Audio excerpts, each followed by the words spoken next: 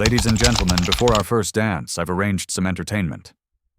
Julian Sterling III gestured toward the service entrance with his champagne flute, smirking at the pregnant black woman in the cheap black dress. Some of you might remember Maya. She used to keep me company. His eyes dropped to her belly.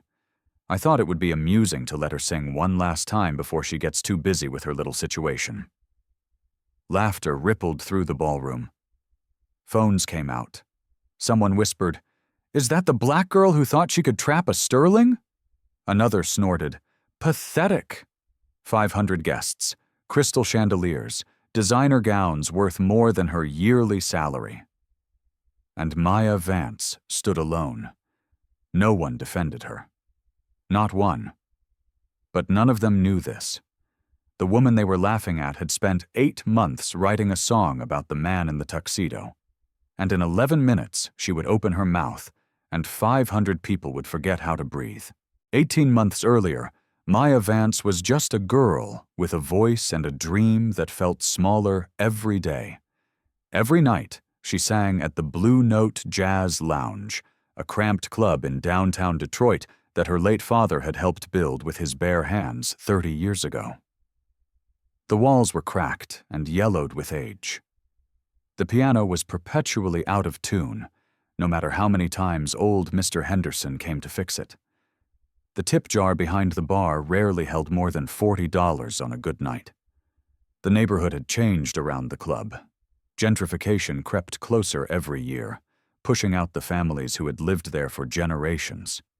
But the Blue Note remained a stubborn monument to a time when jazz meant something, when music was more than content for algorithms. When Maya opened her mouth to sing, none of that mattered anymore. Her voice was the kind that made strangers stop mid-conversation and forget what they were saying, the kind that made grown men cry into their whiskey without understanding why, the kind that could fill every corner of a room without needing a microphone, as if the air itself wanted to carry her sound. She always wore her grandmother's locket, a small gold oval tarnished with age that she touched before every single performance, without fail. Inside was a faded photograph of a woman with Maya's same dark eyes and 5 words engraved in delicate cursive: "Sing the truth, even when it hurts." Her grandmother had been a singer, too. Never famous, never rich, but she'd sung in churches and at funerals and at weddings for 50 years. And everyone who heard her said the same thing. That woman could make God himself weep. Maya inherited that voice and the locket and the belief that music could change things. Every night after her last set, when the customers had stumbled home and the bartender was counting receipts, Maya would sit in the corner booth with a cup of cold coffee and write in a small leather notebook. Song lyrics, unfinished verses, words she couldn't say out loud to anyone. That notebook would become the most important thing she ever owned. Julian Sterling III walked into the Blue Note Jazz Lounge on a Thursday night in October. He was slumming. That's what his Harvard Business School friends called it when they ventured into neighborhoods that smelled like reality instead of old money. They came in loud, already half drunk on expensive whiskey they'd consumed at some rooftop bar downtown. They ordered more whiskey they didn't bother to appreciate, and laughed too loud at jokes that weren't funny. Julian didn't notice the club, didn't notice the photographs of jazz legends covering the walls behind the bar, didn't notice the history soaked into every water-stained ceiling tile. He noticed nothing at all until Maya started to sing.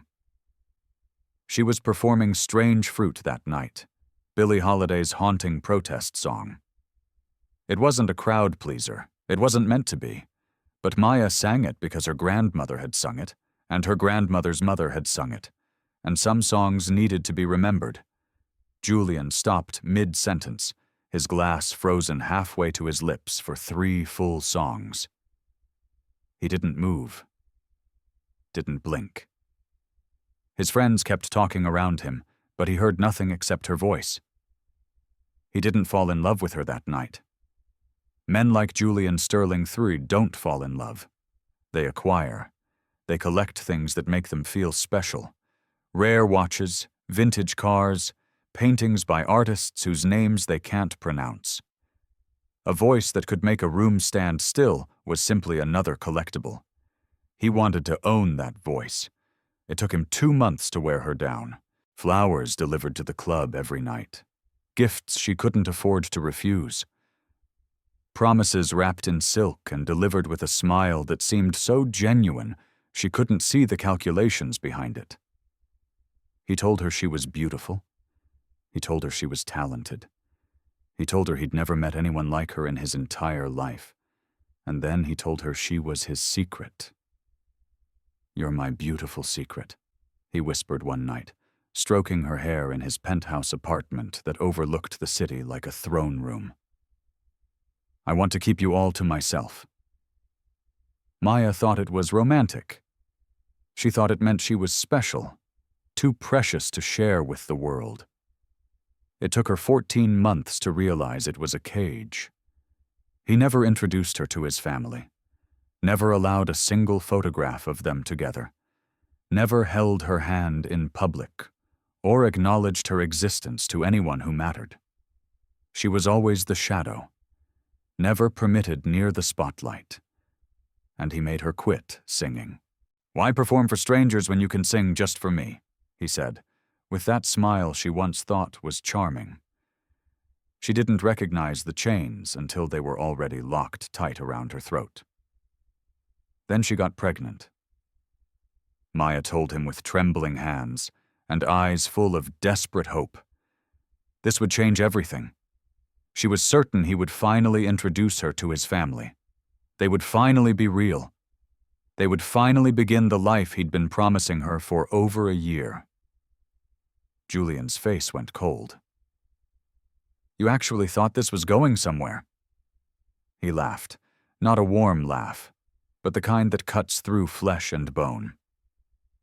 "Maya, you were a phase, a palate cleanser before the main course. I'm marrying Sienna Montgomery next spring, a senator's daughter, someone from my actual world." He slid a check across the marble table. $100,000. Handle it or keep it. I genuinely don't care which, but sign this NDA and disappear from my life forever. Maya refused. And Julian Sterling III made her pay for that decision every single day for the next 8 months. Her life collapsed piece by piece, as if invisible hands were dismantling everything she'd ever built. She lost her apartment. Julian's shell company, she later discovered, owned the entire building. The Blue Note Jazz Lounge got hit with health inspection after health inspection, anonymous complaints about noise violations, threats of closure that seemed to multiply like cancer. Every venue in Detroit suddenly had no openings for a pregnant black singer with no connections and no representation. She ended up working the night shift as a receptionist at a 24-hour medical clinic, answering phones and filing paperwork, while her feet swelled and her back ached and her dreams gathered dust. But every night in her tiny studio apartment with the radiator that clanked and the neighbor who played television too loud, Maya wrote. Not letters she would never send, not diary entries full of self-pity. A song about the man who called her his beautiful secret before turning her into his shameful problem. About the baby he refused to acknowledge. About the 14 months of whispered promises that meant absolutely nothing. About the nights she sang to the walls because no one else would listen anymore. She wrote that song 51 times, editing, rewriting, perfecting every word until each syllable was a weapon. Then, 3 weeks before his wedding, Julian Sterling III sent her an invitation. Not a real invitation to attend as a guest. A performance contract. $500 to sing at his wedding to Sienna Montgomery, the senator's daughter. $500, the exact amount he had once tipped her as a joke the very first night they met at the Blue Note. The note attached read, I thought it would be nice to give you one last chance to sing in front of people who actually matter. And that's when Maya Vance realized something important. This wasn't just humiliation. This was an opportunity. The contract arrived on a Tuesday afternoon. Maya sat at her tiny kitchen table, a folding card table she'd bought at a thrift store for $12, staring at the document like it might burst into flames. Her hands rested on her belly, feeling the baby kick against her palm. She was 7 months along now, and every movement reminded her of what was at stake. She almost threw the contract away, almost crumpled it into a ball, and tossed it into the garbage can with the takeout containers and the unpaid bills. Almost. But something made her read the fine print first.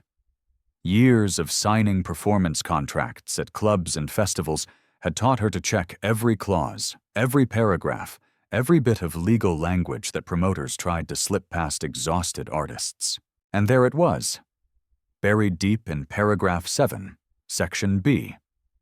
Performer agrees to one song selection of client's choosing with the option of one additional song selection at performer's discretion subject to venue acoustic limitations. Julian's lawyers were so arrogant, so confident in his absolute power over her, that they hadn't bothered to modify the standard entertainment contract. They had given her a weapon without even realizing it. She had the legal right to sing a second song, any song she wanted, and there was nothing Julian Sterling III could do about it. The next morning, she found an envelope that had been slid under her door sometime during the night. No return address, no postmark, no signature. Just a single sheet of paper with 4 names written in careful, deliberate handwriting. Sarah Miller, Chloe Jenkins, Naomi Banks, Elena Rodriguez, and below them, a single line that made Maya's blood run cold. You're not the first, and you won't be the last. If you have the courage to sing, they will hear. Someone who was once exactly where you are. Maya stared at those names for a long time. She didn't recognize any of them, had no idea who they were or what connected them to Julian Sterling. But something in her gut, the same instinct that had made her refuse the $100,000, the same instinct that made her keep writing that song night after night, told her she needed to find out. That night, she called a phone number she hadn't dialed in almost 2 years. Auntie Jo answered on the second ring, like she'd been waiting. Maya. Auntie Jo Williams was 67 years old. With silver hair she refused to dye, and hands that still remembered every piano chord she'd ever learned. She had been a backup singer for Aretha Franklin in the 70s. She had performed at the Apollo Theater 17 times. She had taught Maya everything she knew about using her voice as something more than entertainment. As a weapon. I need to sing a song, Maya said without preamble, and it needs to be the most memorable performance of my entire life. There was silence on the line. Then, sing it for me. Maya closed her eyes and sang the song she had written 51 times. When she finished, she could hear Auntie Jo crying softly through the phone. "Baby girl," the old woman finally whispered, "that song is going to change everything. Are you absolutely certain you're ready for what comes after?" Maya looked at the paper with the 4 names: Sarah, Chloe, Naomi, Elena. She looked at her belly, feeling the baby kick again. "I've been silent for 14 months, she said. "I'm not being silent anymore." In the week before the wedding, Maya Vance prepared for war. Auntie Jo met her every day at the old community center on Gratiot Avenue, where the floors creaked and the mirrors were cracked. But the acoustics were surprisingly decent.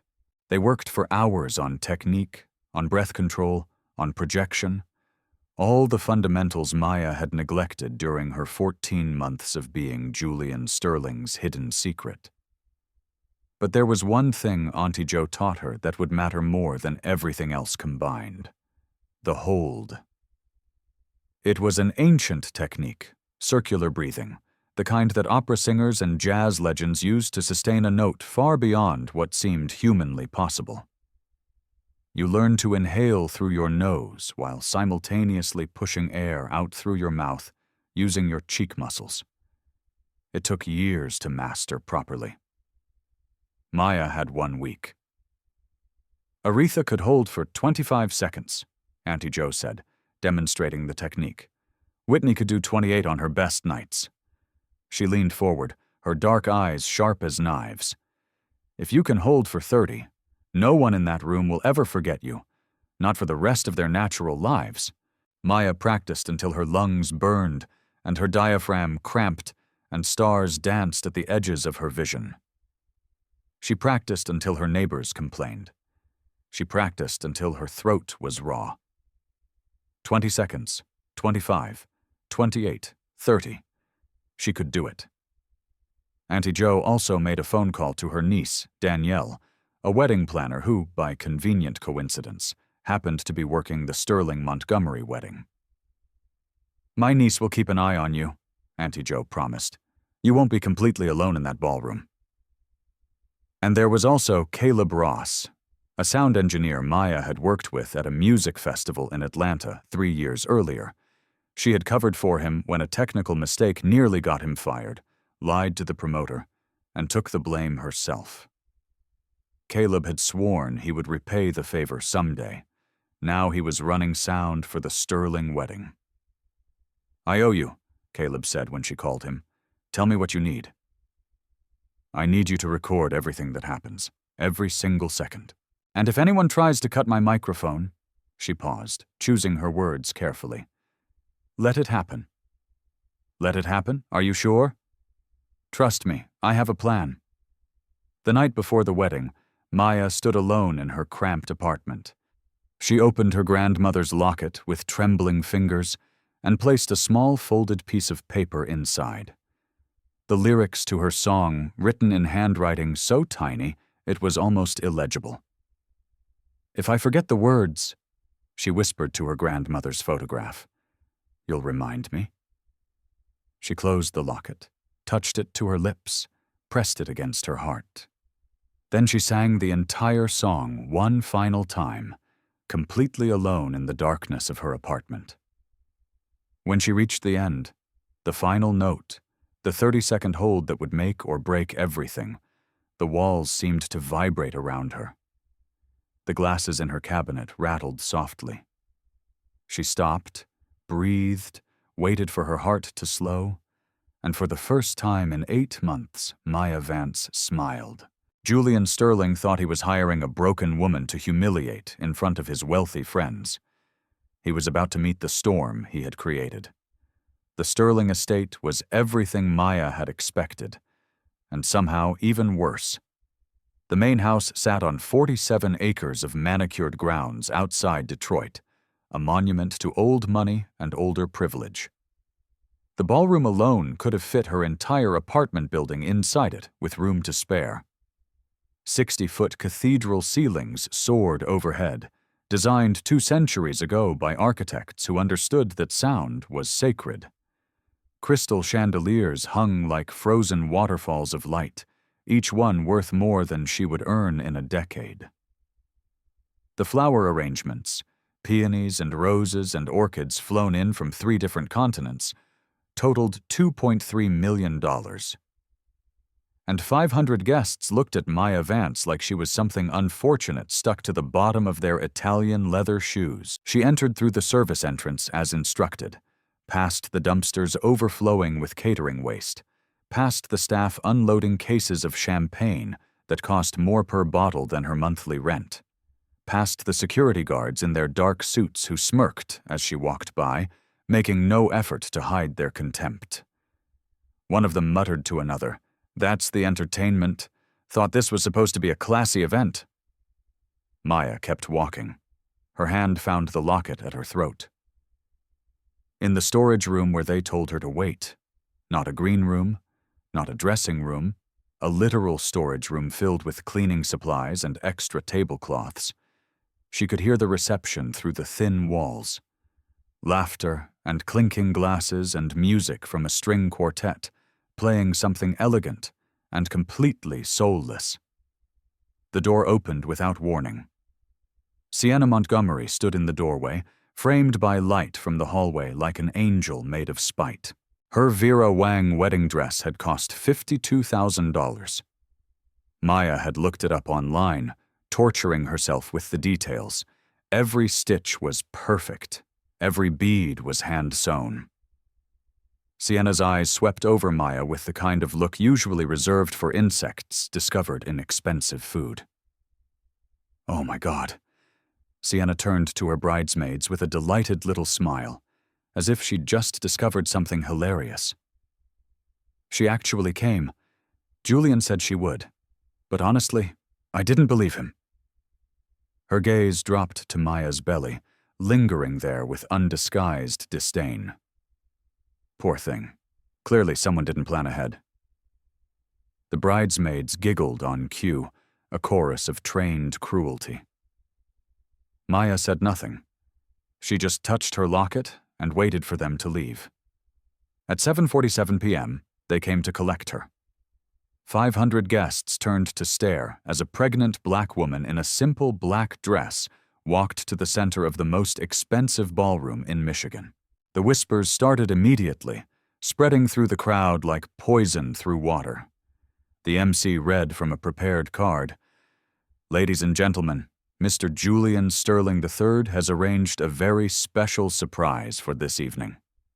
And then Julian gave his little speech, the one about entertainment, about how amusing it would be, about someone like her getting to perform in a room like this.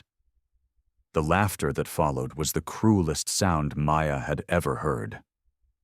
The pianist, a young man in a tuxedo who had been given very specific instructions, began playing the introduction to At Last.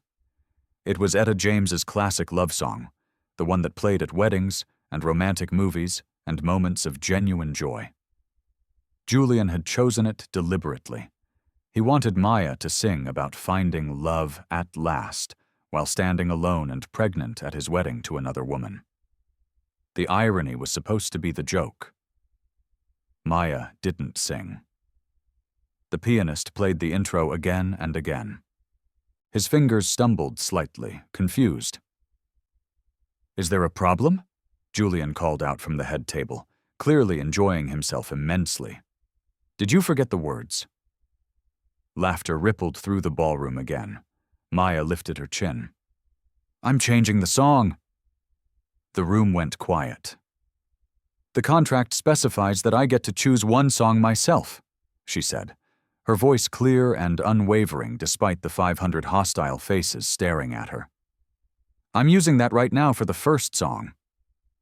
Julian's smile flickered, then steadied. "That's not how—" Paragraph 7, Section B. Maya held up her phone, displaying a photograph of the contract. "One song of your choosing, one of mine.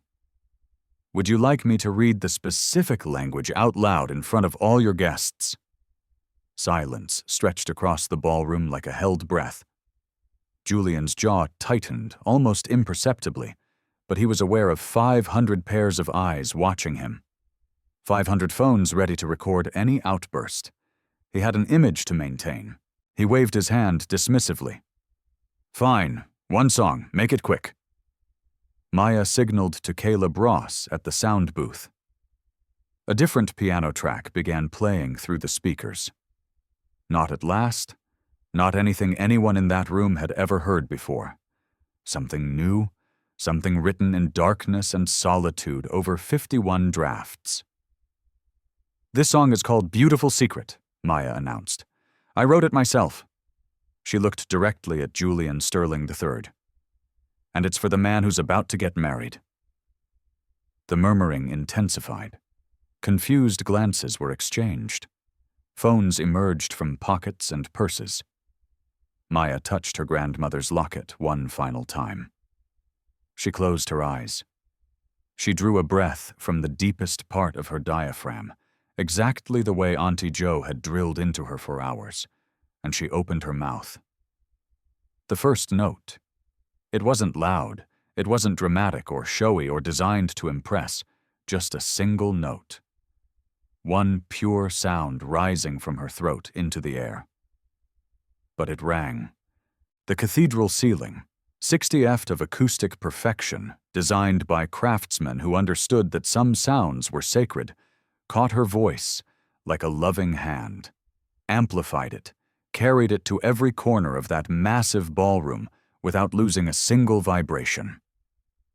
And something extraordinary happened.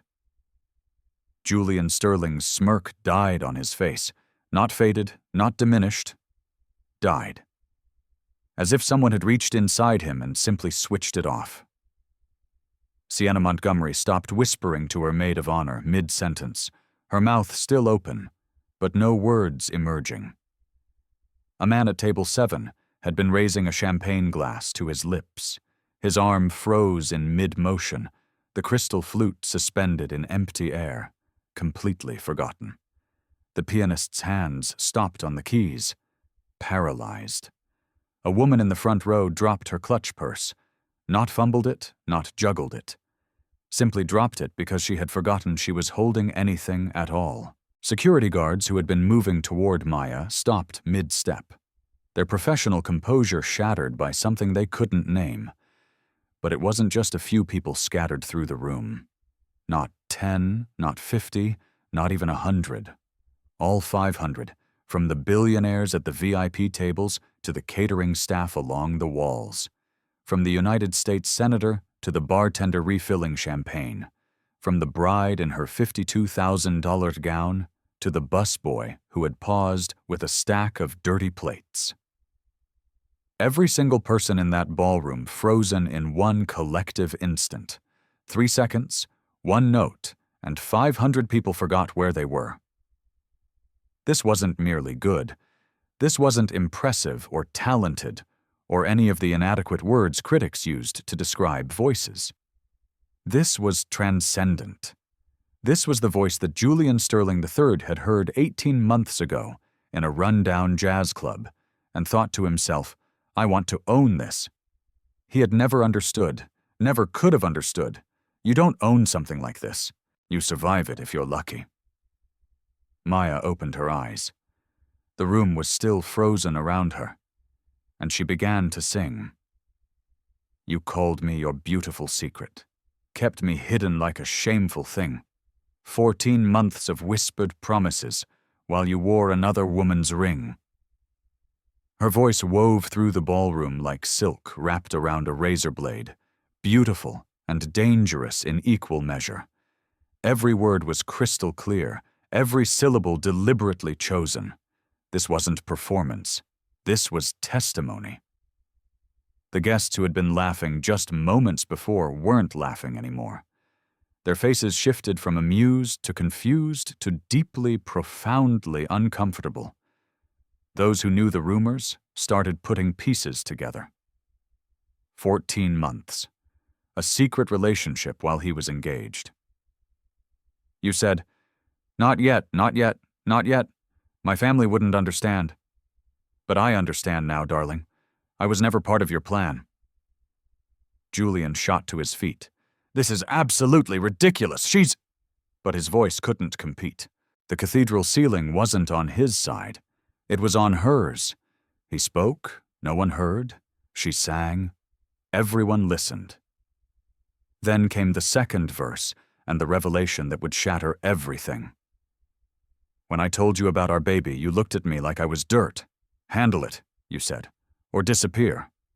Like I was trash that needed to be hurt. You offered money for my silence, 100,000 for my shame.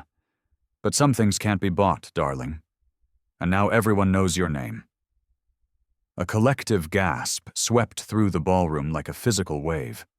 500 people had just heard through a song, through a voice that seemed to resonate inside their very bones, that Julian Sterling III had kept a secret girlfriend for 14 months, that she was pregnant with his child, that he had offered her $100,000 to make the problem disappear, that the baby was his. Sienna shot to her feet so quickly her chair crashed backwards. Her wedding dress swept the floor as she spun toward Julian. Julian, is this true? He couldn't answer. He literally couldn't form words because Maya was still singing, and the truth was filling every corner of the room like floodwater, impossible to stop or contain. And in the far corner of the ballroom, a brown-haired woman in an expensive dress, someone nobody had particularly noticed before, was crying silently into her hands. Not tears of sympathy or emotion, tears of recognition. She knew this song because she had lived it. Eleanor Sterling sat at the head table, her expression carved from marble. She was 67 years old, the same age as Auntie Jo, though the two women might as well have been from different planets. Eleanor had built and protected the Sterling Empire through 3 recessions, 2 hostile takeover attempts, and 1 very expensive divorce. She knew how to handle problems. She watched her son's wedding disintegrate in real time, and she made a decision. She leaned toward the string quartet leader, a young man she had personally hired for this event, and whispered 4 words into his ear. He nodded once. His hand moved toward the secondary control panel that managed the backup sound system, the one only staff knew about. Julian caught the signal from his mother. For the first time since Maya had started singing, something resembling hope crossed his face. "I'm not your beautiful secret. Not anymore. Not today. I'm standing here before your world and I've got something to say. You tried to silence me, darling. Tried to make me disappear. But I found my voice again. And now everyone can hear." Click. The sound system cut out completely. The microphone went dead. The backing track disappeared into nothing. Sudden, violent, absolute silence. Maya stood alone in the center of 500 people with no amplification, no music, nothing but the pounding of her own heart. Julian's voice rang out triumphantly in the sudden quiet. "Oops, looks like we're having some technical difficulties." He was grinning now, his confidence restored. "Security, I think the show is over. Please escort her out." 2 large men in dark suits began moving toward Maya from opposite sides of the room. This was the moment Julian had been waiting for all along. The pregnant black woman humiliated and physically removed from his wedding reception in front of everyone who mattered. The perfect punchline to his perfect joke. Maya didn't run. She didn't cry. She didn't beg or plead or look around desperately for help. She took a breath deep from her diaphragm, engaging every technique Auntie Jo had drilled into her over the past week, and she sang without the microphone. Her voice should have disappeared in a room that large. 500 guests, 60 FT ceilings, no electronic amplification whatsoever. But the cathedral ceiling caught her voice like a prayer rising to heaven, because that's what it was designed to do. 2 centuries ago, this ballroom had been built for worship, for voices that needed to reach God himself. Maya's voice reached further, raw, unfiltered, more powerful without the microphone than it had ever been with one. "You thought you broke me, baby. Took my home, took my stage. But you forgot one thing, darling. You can't put a voice in a cage. I'm not your beautiful secret. Not anymore, not today. I'm standing here before your world. And I've got something to say." The security guards stopped moving. Not because anyone ordered them to, but because 500 phones were now recording, 500 witnesses were watching, and anyone who laid hands on a pregnant woman singing her heart out would become the villain in a video that would circle the globe by morning. At the sound booth, Caleb Ross quietly activated the network of hidden wireless speakers he had positioned throughout the room. Not to amplify Maya's voice, but to capture it and relay it clearly to every corner of the ballroom. He didn't really need to. The natural acoustics were doing most of the work. But Caleb was a professional, and he believed in backup plans. Something shifted in the room. One person stood up, not to leave, but to listen better. Then another. A woman from the catering staff, someone who had probably never been noticed by a single guest in her entire career, set down her serving tray, clasped her hands together over her heart, and stood at attention, bearing witness. Then another server, and another. Marcus Thorne, a distinguished black man in an expensive tailored suit who had been sitting quietly in a corner table all evening, rose to his feet with dignified grace. His phone was still recording. It had been recording since the moment Maya first opened her mouth. Within 30 seconds, a third of the room was standing. Not for Julian Sterling III, but for her. The tide was turning. Julian's face had lost all color. He was watching his own wedding reception transform into something else entirely, watching 500 people slowly, inexorably shift their attention and their allegiance to a pregnant woman in a $40 dress. He had money. He had power. He had lawyers and connections and 4 generations of inherited privilege. But he had nothing. Nothing that could stop this.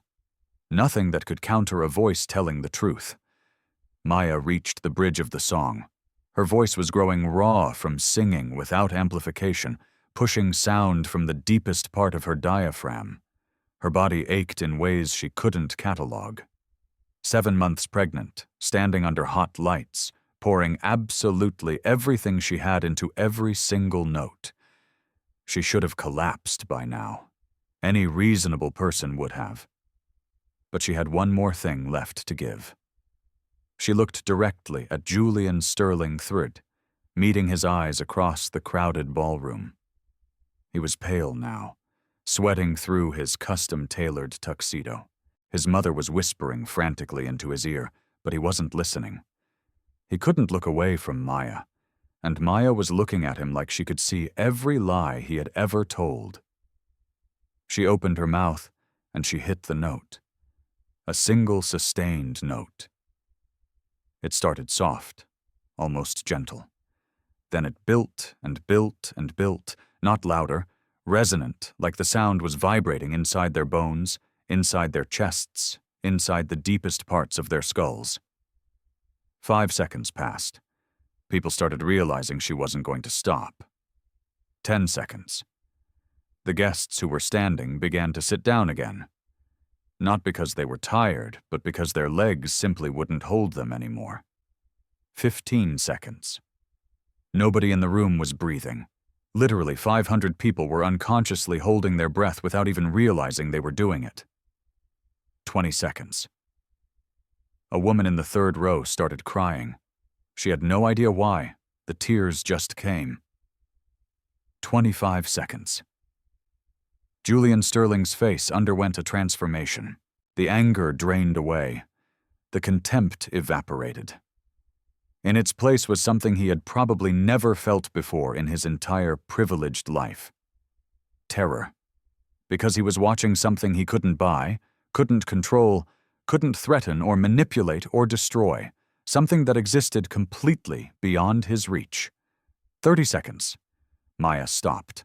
Absolute silence. 1 second passed. 2, 3, 4, 5 full seconds of complete, total, breathless silence. Not a cough, not a whisper, not a single intake of air. Then someone in the back of the room gasped loudly. A desperate, drowning sound like a swimmer finally breaking the surface, and the entire ballroom exhaled at once. 500 people had literally forgotten how to breathe for 35 seconds.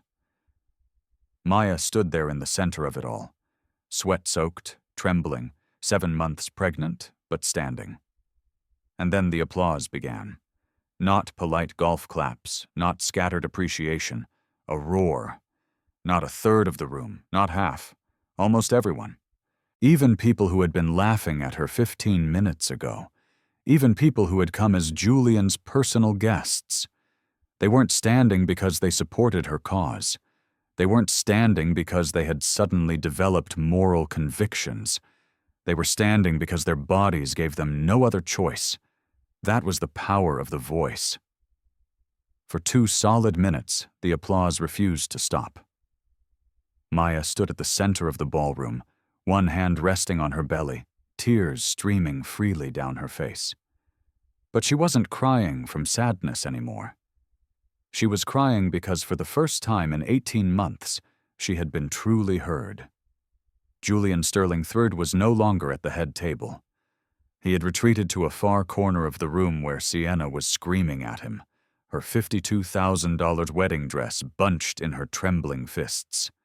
The words secret and pregnant and how could you echoed through the chaos. Senator Harold Montgomery, Sienna's father, a man who had built his political career on family values and moral integrity, stood nearby with his phone pressed to his ear, his face the color of old granite. He was already calling his lawyers. Eleanor Sterling remained seated at the head table, absolutely motionless, staring at Maya with an expression that defied interpretation. And then Julian grabbed a microphone from the DJ booth and strode toward the center of the room, his voice cutting through the lingering applause like a machete. Okay. He forced a laugh that sounded almost convincing. Very impressive. She's clearly got some talent, I'll give her that. But let's all remember, this is a performance, people. Entertainment. She's a singer. She gets paid to be dramatic. He spread his hands in a gesture of wounded reasonableness. Nothing in that song is real. These are the fabrications of a disturbed woman who couldn't accept that our brief relationship was over. He shrugged with theatrical helplessness. The baby? I seriously doubt it's mine. But even if it is, does that excuse this kind of obsessive, destructive behavior? Maya's voice cracked. You know it's your baby. You offered me $100,000 to... To what? Julian raised an eyebrow. Proof? Do you have actual proof of that? Recordings? Documents? He gestured at a folder in his hand. Or do you just have a song? The room shifted again. Whispered conversations rippled through the crowd. She does seem a little obsessed. Poor Julian, dealing with this on his wedding day. Maya stood alone. Her song had filled every corner of this room. But it was just a song. She had no recordings, no lawyers, no evidence that would hold up in any court. She had lost. And then the pain hit. She doubled over with a gasp, both hands clutching her belly. Oh God! Clear fluid splashed onto the marble floor. She's going into labor! A doctor rushed forward from one of the guest tables. This is premature. 7 months. She needs a hospital right now. Julian didn't miss a single beat. See? Drama right until the very end. She'll do absolutely anything to stay at the center of attention. Maya looked up at him through the agony, unable to form words. She was in labor. Premature labor. Being called a liar and a stalker and a fraud, surrounded by 500 people who were starting to believe it. All was lost. In the chaos of the moment, a single voice cut through everything. She's not lying! Every head in the ballroom turned. Sarah Miller was on her feet. The brown-haired woman who had been crying quietly throughout Maya's entire performance was standing now. Her expensive dress wrinkled, her mascara ruined, her composure completely shattered.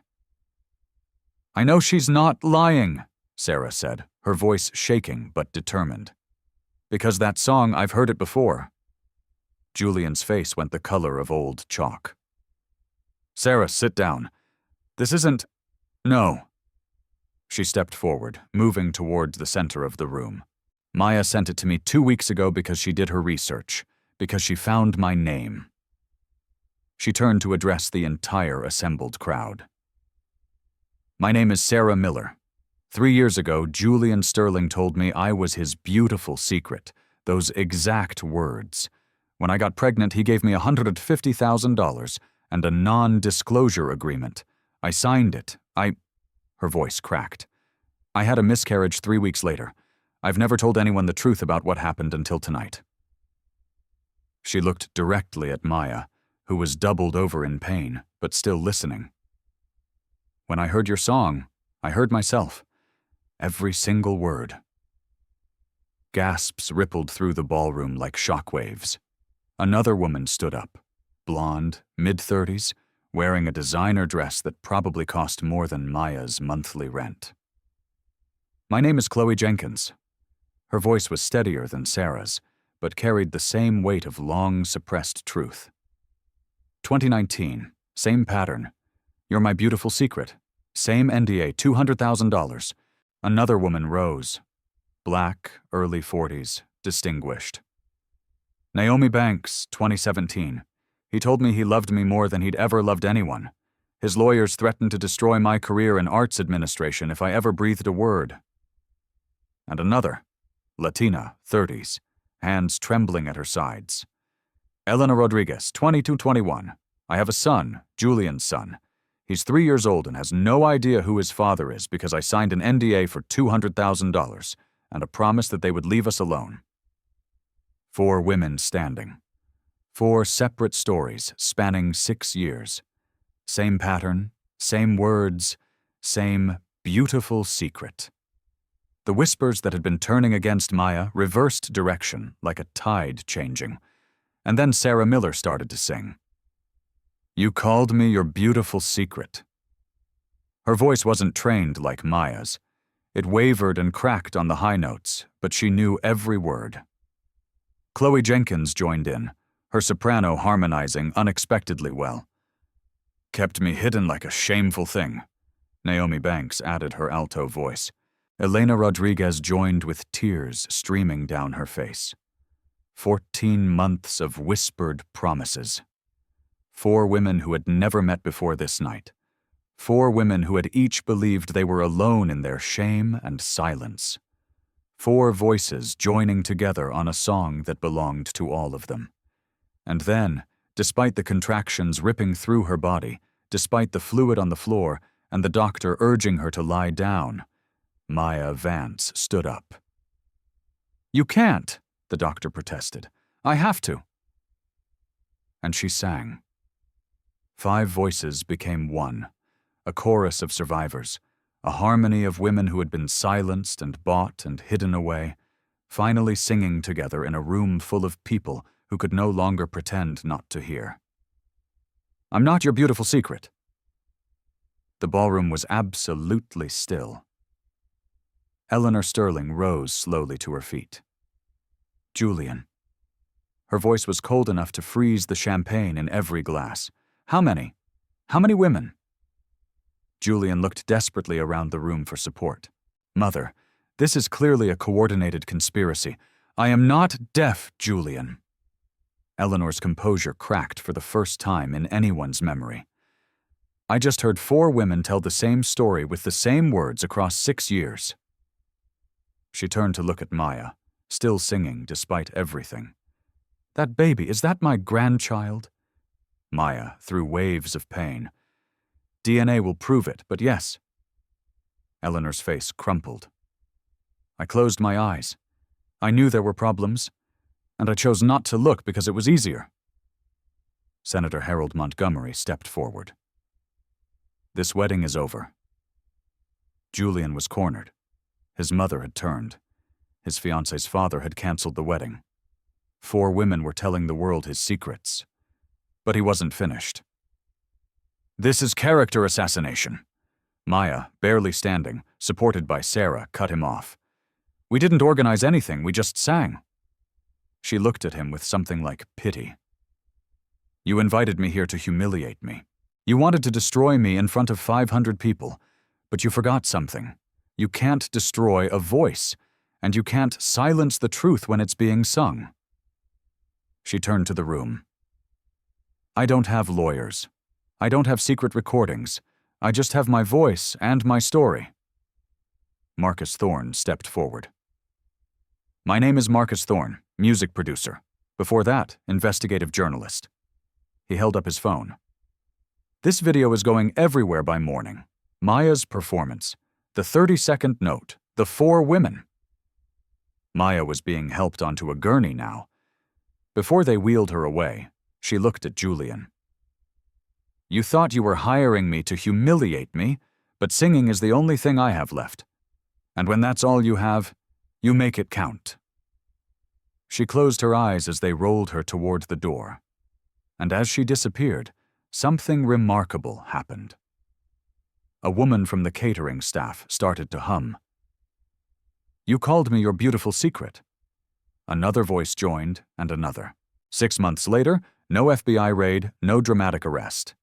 Julian had good lawyers, but he didn't have public opinion anymore. Marcus's video hit 43 million views. The hashtag #JoJoBeautifulSecret trended for 6 days. Sterling Pharmaceuticals stock dropped 34%. The board forced Julian out. 3 of 4 NDAs were voided. Maya won an $8 million settlement. Josephine was legally recognized as a Sterling heir. Detroit Medical Center, the night of the wedding. Josephine Vance came into the world screaming 7 weeks early, but healthy. Her first cry filled the room like a declaration. Maya, exhausted, held her daughter and laughed through tears. "She's got lungs," Auntie Jo said from beside her. "Her grandmother," Maya whispered, touching the locket. 3 hours later, there was a knock. Eleanor Sterling stood in the doorway. "May I come in?" Maya studied her. This woman had sat silently while her son humiliated her. But she had also asked the right question. "How many?" Maya nodded. Eleanor approached slowly. "She's beautiful." Her voice broke. "I'm sorry for my son. I chose not to look. That was wrong." "Sorry doesn't change what happened," Maya said. "No, it doesn't. But you can change what happens next." Eleanor's eyes met hers. "Be a grandmother, a real one." Eleanor's composure broke. "I will. I promise." 1 year later, Billboard Women in Music Awards, breakthrough artist Maya Vance. Maya walked onto the stage in gold, her grandmother's locket gleaming. In the front row, Eleanor held 1-year-old Josephine, clapping tiny hands. Maya took the microphone. "This album, Beautiful Secret, the Blue Note Sessions, was recorded at my father's jazz club where a man once sat and thought he could own my voice. He couldn't. If you have a story to tell, tell it in your voice, your way. You never know who's listening or who might stand up and sing with you." Later that night, the Blue Note Jazz Lounge. The club had been restored. Maya walked onto the small stage. The audience was small. Auntie Jo, Caleb, Sarah, Chloe, Naomi, Elena, Eleanor with Josephine. In the corner where Julian used to sit, an empty chair. Maya touched her locket. Inside her grandmother Josephine and the folded lyrics. She closed her eyes and she sang. Julian Sterling III had $4.2 billion and 17 lawyers. Maya Vance had a voice.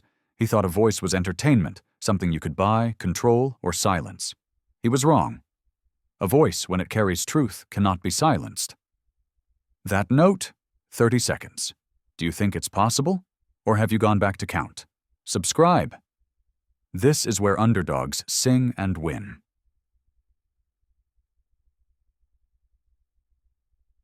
The moral lesson. The integrity of the unbought voice. The story of Maya Vance and Julian Sterling serves as a profound meditation on the power of truth versus the illusion of power. Integrity is the only currency that never devalues. Julian Sterling lived in a world where everything had a price tag. Buildings, silence, and even people. He believed that with enough money he could buy the narrative of his life. Maya, however, demonstrated that human dignity is non-negotiable. By refusing the $100,000, she kept the only thing Julian couldn't take: her right to her own story. The lesson here is that when you sell your silence, you give away your power. When you keep your truth, you remain the architect of your own destiny. Vulnerability is a bridge, not a weakness. For 14 months, Maya was a secret, believing her isolation was a sign of her specialness. In reality, isolation is the predator's greatest tool. The moment Maya sang her truth, she discovered she wasn't alone. Your shameful secret is often the very thing that will connect you to your tribe. When one person has the courage to speak or sing the truth, it creates a resonance that gives others the permission to stand up. Solidarity is the natural enemy of tyranny. Skill is the armor of purpose. Maya didn't just have passion, she had technique. She spent a week in agony mastering the hold. Without the discipline of her craft, her message would have been lost when the microphone was cut. The life skill here is preparation.